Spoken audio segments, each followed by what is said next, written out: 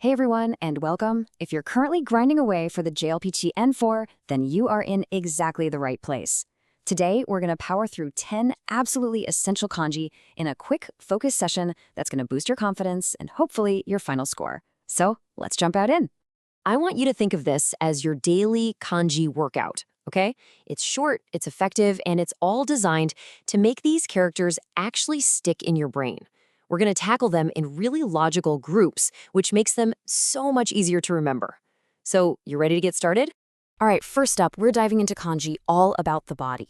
And this is such a great place to start because, well, the concepts are super relatable. I mean, they're literally about you.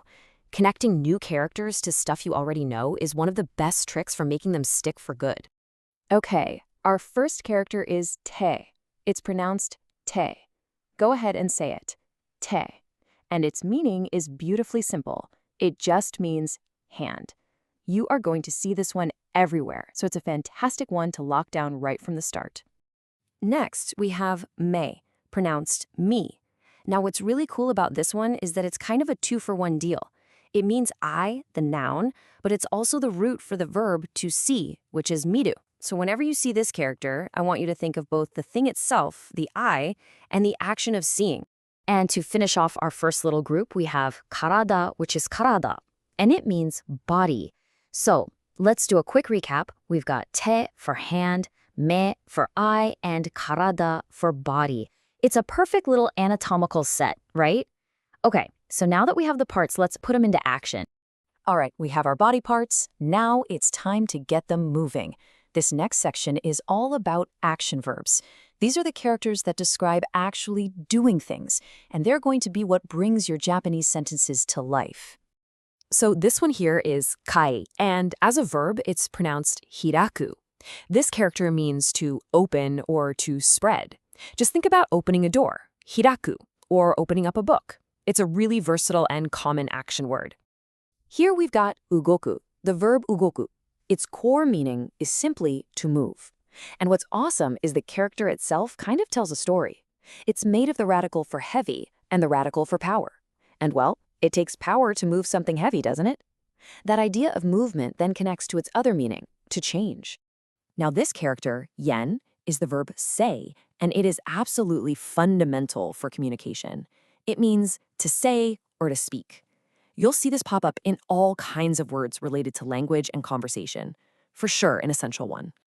And our last action kanji for this group is ton, which has the reading mon. It means to ask or to question. Now, for a great way to remember this, just look at how it's built. It's the character for mouth inside the character for gate. Just imagine standing at a gate and having to ask a question to get inside. That's ton. Awesome! We've covered body parts and actions.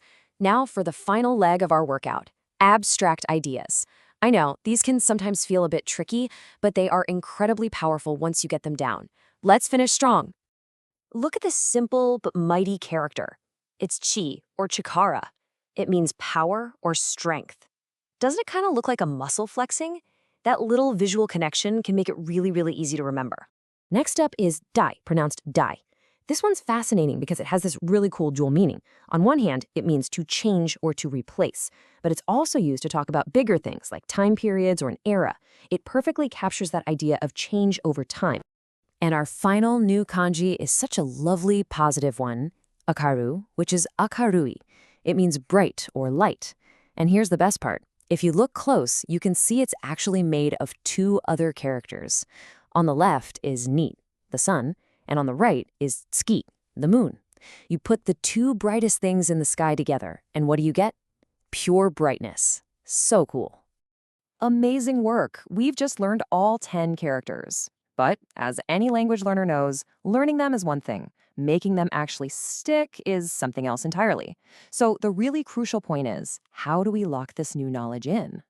Okay, let's do a super quick review. Here are all 10 kanji we just covered. From the body, we have hand, eye, body. For our actions, to open, to move, to say, to ask. And for our ideas, power, replace or era, and bright. Just take a second and look over this list, see how many you remember right off the bat. Now here it is. This is the single most important piece of advice, captured right here on the screen. Practice a little every day and say the words out loud. This is the real key. It's not about studying for hours on end, it's about being consistent. That physical act of speaking, even for just a few minutes a day, helps forge that connection in your memory so much better. And on that note, we're gonna wrap up. Just remember, you are not on this journey all by yourself. Let's pass the JLPT together. Keep up the fantastic work, and I'll see you in the next one.